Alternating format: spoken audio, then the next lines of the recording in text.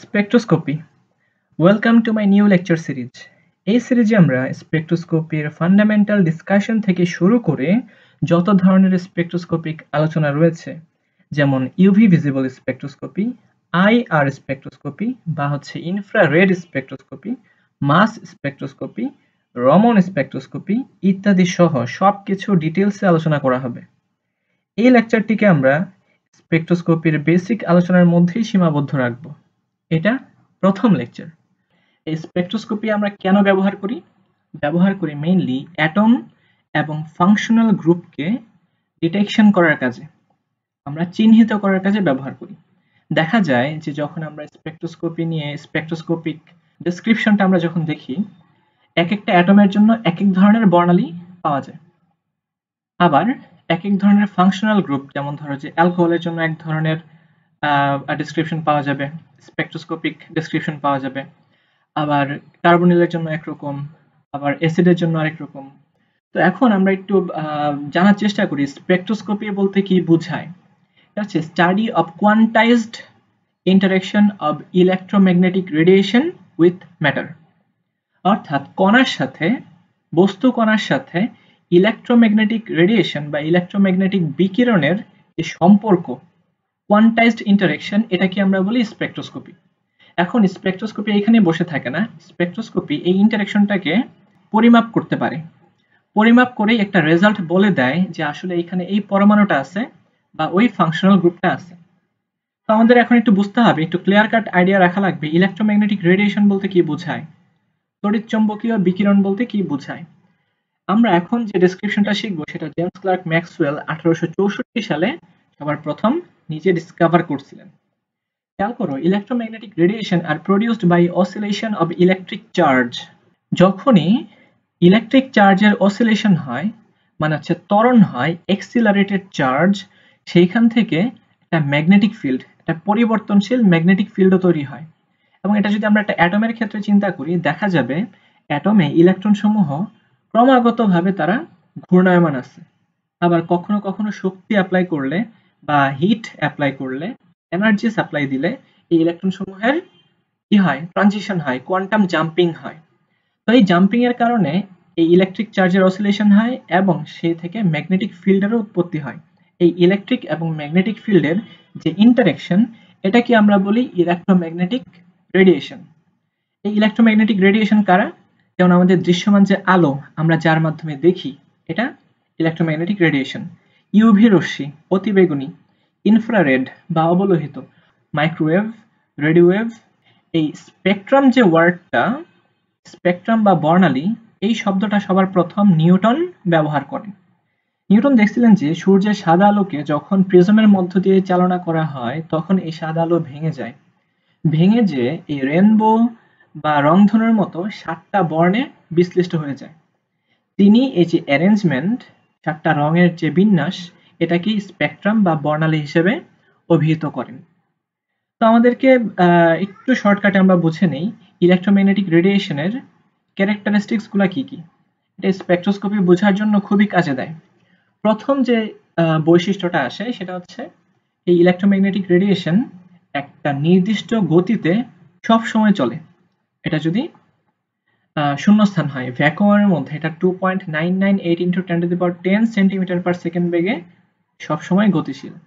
আমি যদি এই মাধ্যমটা চেঞ্জ করে দিই, তখন মাধ্যমের যে রিফ্রাক্টিভ ইন্ডেক্স বা প্রতিসরণাঙ্ক বা অপটিক্যাল ডেন্সিটি, তার উপর বেসিস করে এই ভ্যালোসিটি চেঞ্জ হয়ে যায়, ওইটা অন্য কথা। এরপর আসে ফ্রিকোয়েন্সি বা কম্পাঙ্ক। কম্পাঙ্ক কি? একক সময়ে এই তরঙ্গটা যতবার অসিলেটেড হয়, যতবার এই তরঙ্গটা ওঠানামা করে বা কম্পিত হয়, সেটাকে আমরা বলি ফ্রিকোয়েন্সি। আমরা পর্যায়কাল জানি, যে সময়ে একবার কম্পিত হয়, তাহলে একক সময়ে কয়বার কম্পিত হবে? 1/t সংখ্যক। তার মানে ফ্রিকোয়েন্সি f, এটাকে মাঝে মধ্যে নিউ দিয়ে প্রকাশ করে, সমান হচ্ছে 1/t।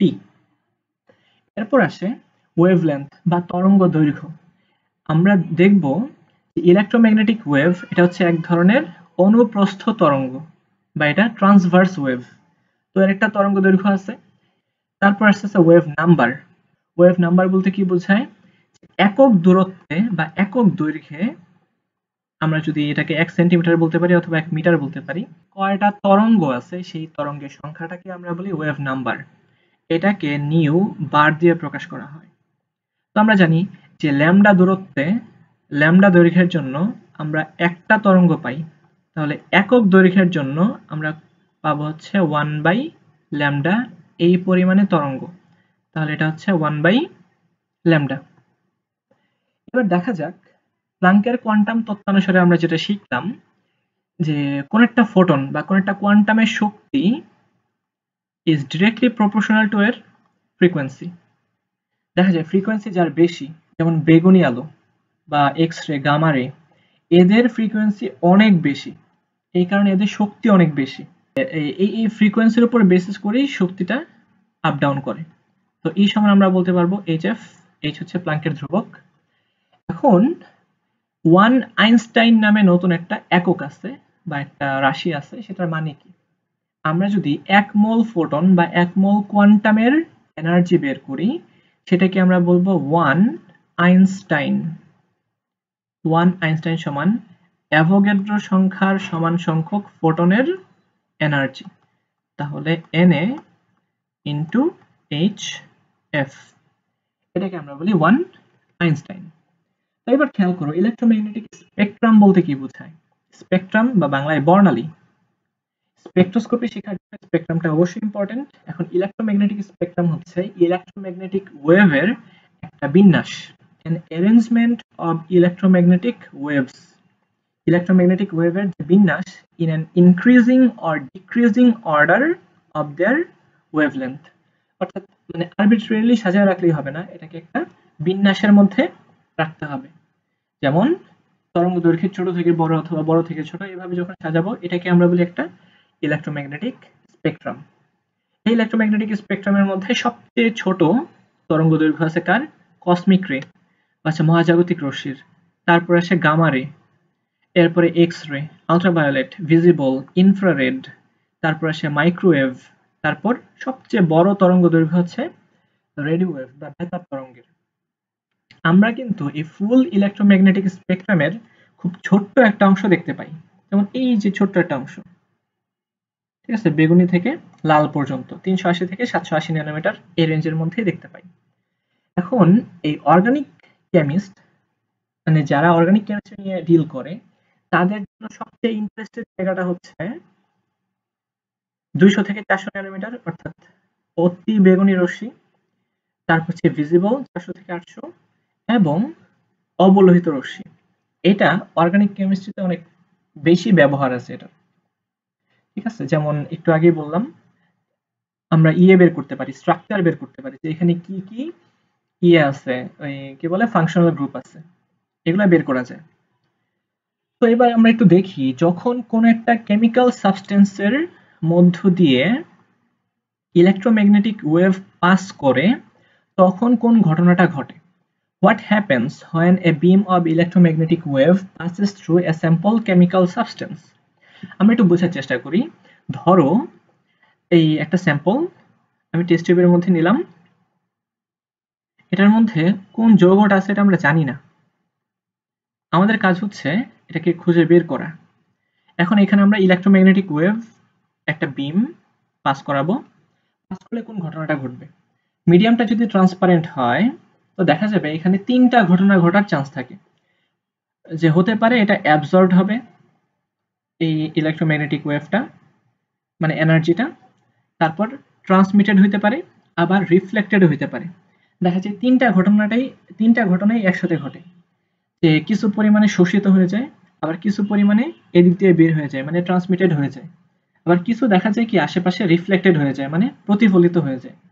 এটা ডিপেন্ড করে যেই ইয়েটা আছে এখানে, যেই কেমিক্যাল কম্পাউন্ড আছে, এই কেমিক্যাল কম্পাউন্ড কতটুকু শক্তি শোষণ বা বিকিরণ করবে, এটার উপর বেস করেই কিন্তু এই ঘটনাগুলো ঘটে, depending upon the lambda of the light and the structure of the substance, স্ট্রাকচারের উপর বেসিস করে।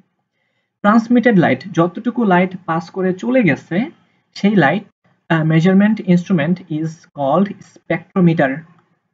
অর্থাৎ এখানে কতটুকু শোষিত, বিকিরিত বা রিফ্লেক্টেড হইতেছে এটাকে আমরা বের করি স্পেকট্রোমিটারের সাহায্যে। আচ্ছা, এইবার খুবই important question, very much important question. এটা কনসেপ্টের জন্য ইম্পর্টেন্ট। কোন একটা যৌগ যদি শক্তি শোষণ করে তাহলে কোন ঘটনাটা ঘটে? তো এই ক্ষেত্রে আমরা জানি কি এনার্জি, এটাকে আমরা আসলে ইলেকট্রোম্যাগনেটিক রেডিয়েশন দ্বারাই প্রকাশ করতেছি, মানে এনার্জি মানে ইলেকট্রোম্যাগনেটিক রেডিয়েশন, এটা আমরা জানি। এবং প্লাঙ্কের তত্ত্ব থেকে এটা আমরা জানি কি এটা ফ্রিকোয়েন্সির উপর ডিপেন্ড করে। এখন ফ্রিকোয়েন্সি যদি কম বেশি হয় শক্তিও কম বেশি হবে। যার ফ্রিকোয়েন্সি বেশি তার শক্তি বেশি, যার শক্তি বেশি তার ধ্বংসাত্মক ক্যাপাসিটি বেশি, আর ডিস্ট্রাকটিভ ইফেক্টটাও বেশি। খেয়াল করো আমরা কি দেখলাম, কসমিক রে, গামা রে এবং এক্স রে, এদের ফ্রিকোয়েন্সি অনেক বেশি। এই কারণে দেখা যায় যে এই সমস্ত ইলেকট্রোম্যাগনেটিক রেডিয়েশনের এনার্জি এত বেশি হয় যে কোনো একটা যৌগের মধ্য দিয়ে চালনা করা হলে ওই যৌগের বন্ধনকেই তারা ভেঙে দেয়। কেমিক্যাল বন্ড যেগুলো আছে এই বন্ধনকে একদম ভেঙে দেয়। তারপর যদি আমরা তার চেয়ে কম শক্তির রেডিয়েশন চালনা করি তাহলে কি ঘটনা ঘটবে? ইউভি এবং ভিজিবল যদি আমরা অ্যাপ্লাই করি দেখা যায় সেক্ষেত্রে ইলেকট্রনিক ট্রানজিশন ঘটে। একদম চুপচাপ একটু আমরা শুনি। ইলেকট্রনিক ট্রানজিশন ঘটে। ইলেকট্রনিক ট্রানজিশনটাকে আমি বুঝাই যে গ্রাউন্ড স্টেট থেকে এক্সাইটেড স্টেটে সে যেতে পারে, এক্সাইটেড স্টেটে যেতে পারে। গ্রাউন্ড স্টেটটাকে আমরা বলি হোমো, হাইয়েস্ট অকিউপাইড মলিকিউলার অরবিটাল। এটা ডিসকাশনের সামনে আসবে। হাইয়েস্ট অকিউপাইড মলিকিউলার অরবিটাল, এখান থেকে সে লুমোতে যায়, লোয়েস্ট আনঅকিউপাইড মলিকিউলার অরবিটালে। এই যে ইলেকট্রনের ট্রানজিশন এটা ঘটে ইউভি এবং ভিজিবলের মাধ্যমে, ঠিক আছে? এবং এটা খুবই ইম্পর্টেন্ট আমাদের স্ট্রাকচার ডিটারমিনেশনের কাজে। 3 number, change in vibration of the atoms. দেখা যাবে যে অ্যাটমগুলোর যে ভাইব্রেশন এটা পরিবর্তন করতে পারে। কে করবে? আইআর বা অবলোহিত, কারণ তার এনার্জি আরো কম, সে ইলেকট্রনকে এত দূর পর্যন্ত নিতে পারবে না। সে যেটা করতে পারবে বন্ধনের যে কম্পন, যে ভাইব্রেশন, এই ভাইব্রেশনটাকে সে চেঞ্জ করে দিতে পারবে। যেমন ভাইব্রেশন মানে কি, যে ধরো হাইড্রোজেন এবং হাইড্রোজেনের একটা সিগমা বন্ধন আছে। এই সিগমা বন্ধন মানেই দুইটা বস্তুকে তুমি একটা স্প্রিং দিয়ে কানেক্ট করে দিছো। এই বাম পাশে দেখো, আমি কালারটা চেঞ্জ করে দেই। স্প্রিং দিয়ে যেন আমরা কানেক্ট করলাম। এখন স্প্রিং কি করতে পারে? সে ভাইব্রেট করতে পারে। এই ভাইব্রেশনের জন্য কিন্তু শক্তির প্রয়োজন, এবং এই শক্তিটা আসে আইআর বা অবলোহিত রশ্মি থেকে। সে যেটা করতে পারে এই ভাইব্রেশনের প্যাটার্নটাকে চেঞ্জ করে দিতে পারে। চেঞ্জ করার কারণে আমরা ডিটেক্ট করতে পারি যে এখানে তো ভাইব্রেশন অন্যরকম হইতেছে, তো এখানে আইআর রশ্মি আমরা সাপ্লাই দিব, মানে আইআর রশ্মি গেছে, এটা আমরা বুঝতে পারবো। তারপর change in rotation of the atoms. এক্ষেত্রে যেটা হয় যে অ্যাটমের কিন্তু রোটেশন হয়, বন্ধনের চারপাশে অ্যাটমের রোটেশন হয়। বিশেষ করে প্রোটিনের স্ট্রাকচার খুঁজতে গেলে দেখা যায় ওইখানে বারবার নানানভাবে প্রোটিনের স্ট্রাকচার চেঞ্জ হয়, প্রাইমারি, সেকেন্ডারি, টারশিয়ারি, কোয়াটারনারি স্ট্রাকচারগুলো চেঞ্জ হয়, এবং সেই চেঞ্জের কারণটা হচ্ছে মাইক্রোওয়েভ। আমরা মাইক্রোওয়েভ চালনা করলে এই বন্ধন রোটেশন ঘটানো সম্ভব। তারপর সর্বশেষ আরেকটা ইফেক্ট ঘটা পসিবল, সেটা হচ্ছে change in nuclear spin and electronic spin. Nucleus এবং ইলেকট্রন তারা প্রত্যেকেই কিন্তু নিজেদের অক্ষকে কেন্দ্র করে ঘুরতেছে, যাকে আমরা স্পিন বলি। সেই স্পিনটাকেও চেঞ্জ করতে পারবে, এবং এর জন্য খুবই কম শক্তির প্রয়োজন, এত বেশি শক্তি দেওয়া লাগে না, এবং তার জন্য রেডিও ওয়েভ হলেই যথেষ্ট। এখন প্রশ্ন আসতে পারে যে ভাইয়া উপরের রশ্মিগুলা কি নিচের কাজগুলা করতে পারে না? পারে।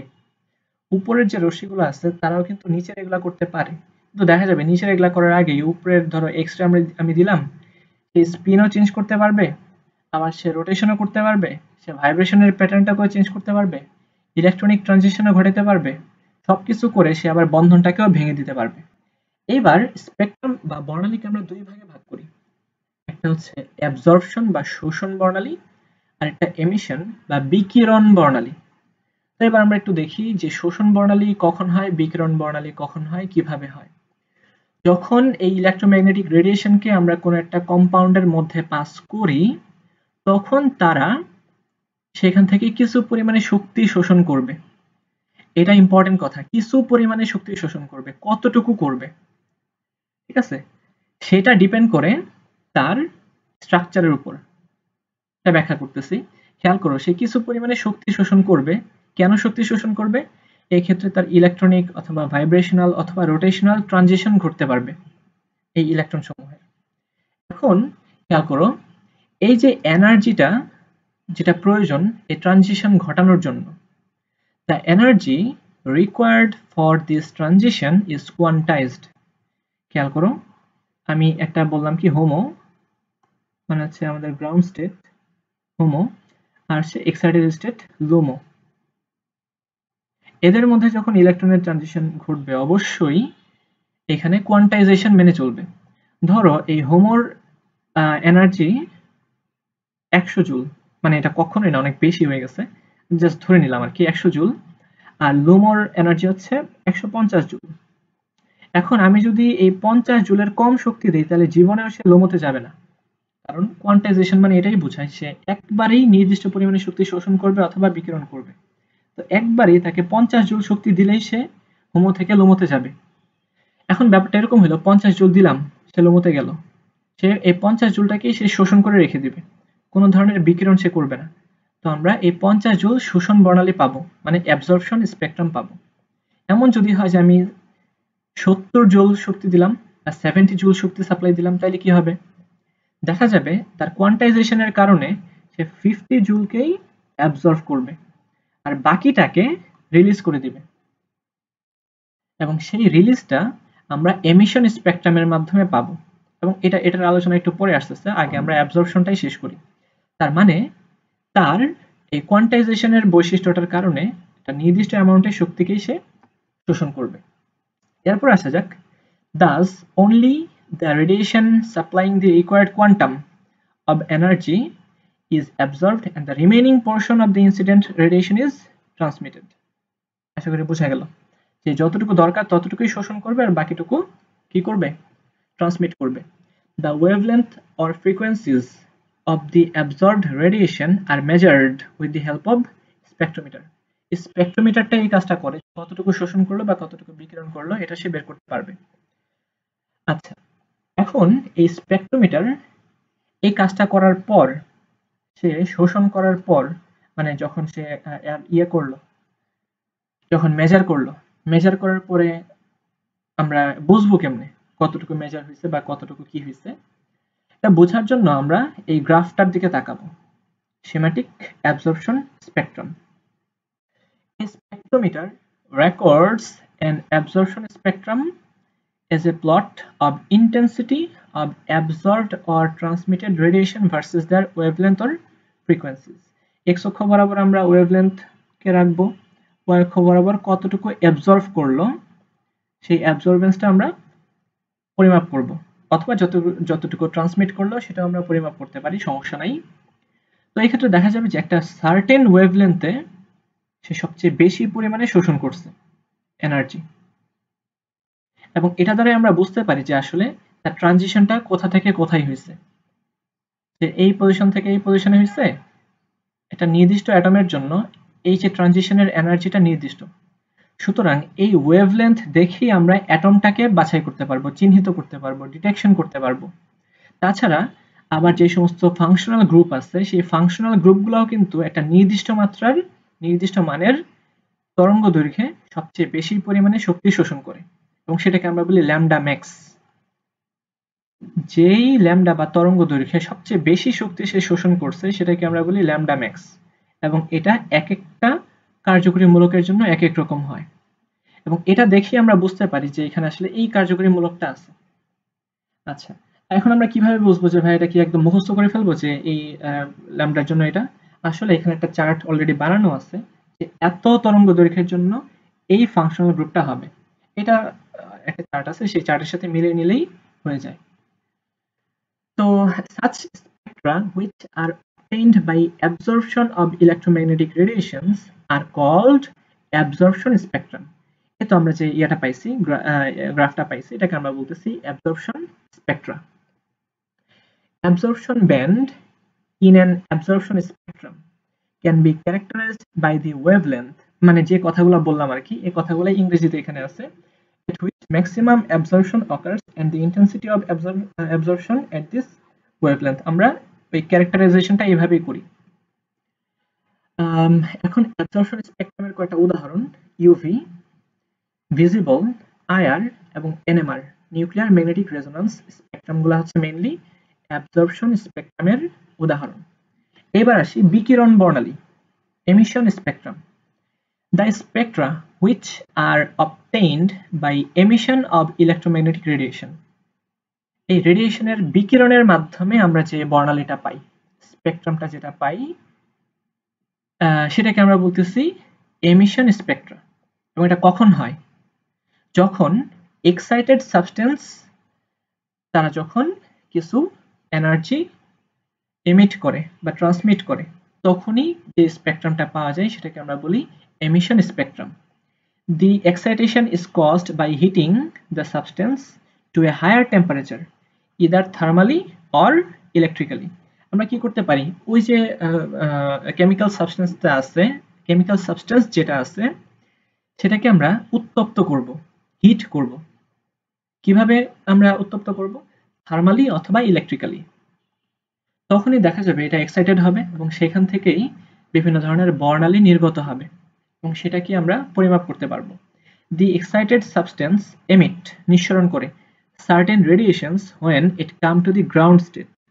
তো এটা উপরে যাবে, শক্তি নিয়ে উপরে যাবে, আবারও কিন্তু গ্রাউন্ড স্টেটে ফিরে আসবে। যেমন আমরা একটা বলকে যদি উপরে নিক্ষেপ করি, ধরো এই যে ইলেকট্রনটা আছে, একটা ফোটন এসে এটাকে নক করলো, নক করলে কি হবে? অবশ্যই এটা উপরের দিকে যাবে।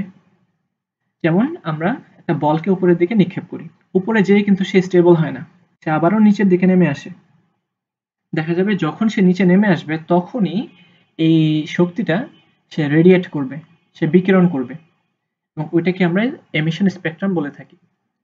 আচ্ছা, স্পেকট্রামের কাহিনী গেল। এবার আর 2 মিনিটের মধ্যে শেষ হয়ে যাবে। স্পেকট্রোস্কোপি জিনিসটা কি? এতক্ষণ যাবত আমরা যে অ্যানালাইসিস করলাম, ডিসকাস করলাম, এই ডিসকাশন, এই অ্যানালাইসিস, ওটাকেই বলা হয় স্পেকট্রোস্কোপি। অর্থাৎ একটা স্পেকট্রাম দেখে, কোন একটা কেমিক্যাল সাবস্টেন্সের স্পেকট্রামকে দেখে তাকে অ্যানালাইসিস করে তাকে ডিটারমিন করা, এই স্টাডিটাকে আমরা বলি স্পেকট্রোস্কোপি বা বর্ণালীমিতি। এবং এটা কিন্তু অনেক ইম্পর্টেন্ট, খুবই ইম্পর্টেন্ট। অ্যাবজর্পশন স্পেকট্রোস্কোপি, যখন অ্যাবজর্পশন স্পেকট্রাম দেখে যখন আমরা অ্যানালাইসিস করি সেটাকে আমরা বলি absorption spectroscopy. Analysis of a chemical substance by measurement of the amount of radiation absorbed by that substance. তারপর আসে এমিশন স্পেকট্রোস্কোপি, বিকিরণ বর্ণালীমিতি। এটা কি? সেম, এটাও একটা স্পেকট্রোস্কোপিক টেকনিক, যেটা কিনা কি করে, ওয়েভলেন্থকে সে পরীক্ষা নিরীক্ষা করে of photons emitted by atoms or molecules during the transition from excited state to a lower energy state. Excited থেকে লোয়ার এনার্জি স্টেটে যখন আসে, সেই শক্তিটা নির্গমন করে তার ওয়েভলেন্থকে এক্সামিন করে যে টেকনিক, সেটাকে আমরা বলি এমিশন স্পেকট্রোস্কোপি। এখন এই স্পেকট্রোস্কোপির ব্যবহার কি? স্পেকট্রোস্কোপির ব্যবহার সবচেয়ে বেশি দেখা যায় মেডিসিন, মানে চিকিৎসা বিজ্ঞানে, তারপর ফিজিক্সে, কেমিস্ট্রি, এবং হিউজ একটা ব্যবহার আছে অ্যাস্ট্রোনমিতে। খেয়াল করো, আমরা ফিজিক্স এবং কেমিস্ট্রিতে সব জায়গাতেই আমরা অ্যাটমিক স্ট্রাকচারকে বের করতে পারি। ঠিক আছে, এটা কোন অ্যাটম, কয়টা ইলেকট্রন আছে, কয়টা প্রোটন আছে, এই স্ট্রাকচারটা আমরা ডিটারমিন করতে পারি স্পেকট্রোস্কোপির মাধ্যমে। আবার কোন একটা স্যাম্পলের মধ্যে কি কি অ্যাটম আছে, সেই অ্যাটমগুলোকে আমরা ডিটারমাইন করতে পারি। তারপর আমাদের বডিতে determining the metabolic structure of a muscle, মাসলের মেটাবলিক স্ট্রাকচার আমরা বের করতে পারি। Monitoring dissolved oxygen content in fresh water and marine ecosystem, মানে কতটুকু অক্সিজেন ডিজলভড আছে সেটাও বের করতে পারি। Altering the structure of drugs to improve effectiveness, আমরা একটা ঔষধের অণুর স্ট্রাকচার চেঞ্জ করে তার কার্যকারিতা বাড়াতে পারি। ঠিক আছে, যেমন একটু আগে আমরা প্রোটিনের কথা বললাম, প্রোটিনের স্ট্রাকচার চেঞ্জ হওয়ার সাথে সাথে তার কার্যক্ষমতাও চেঞ্জ হয়। এরকম যদি প্রোটিন অথবা নন প্রোটিন যে কোনো ড্রাগ হতে পারে। আমরা ধরো একটু চিন্তা ভাবনা করলাম যে মানে আমরা একটু স্টাডি করে দেখলাম যে এই স্ট্রাকচারটা না, অন্য আরেকটা স্ট্রাকচার ভালো কাজ করে, ডিএল, আমরা স্টেরিওআইসোমার পড়বো। ওই ক্ষেত্রে আমরা এই স্পেকট্রোস্কোপির সহায়তায় স্ট্রাকচার চেঞ্জ করে এর কার্যকারিতা বাড়াতে পারি।